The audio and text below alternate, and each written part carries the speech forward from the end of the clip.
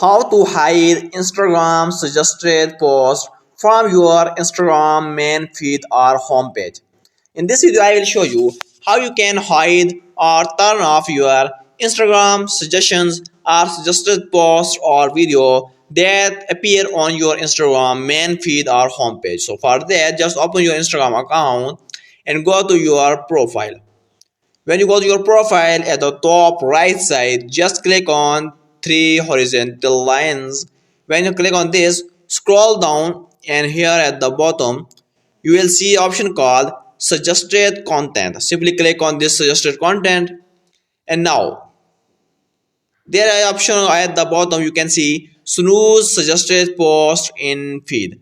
You can hide suggested post in feed for 30 days. So just simply click on this and turn on this. When you turn on this, now you can read the suggested post or hidden in feed for 30 more days. So after 30 days, again come here and turn this on. So again for the next 30 days, suggested post will be turned off. So this is the way and this is the easy tutorial how you can hide or turn off suggested post on your Instagram feed.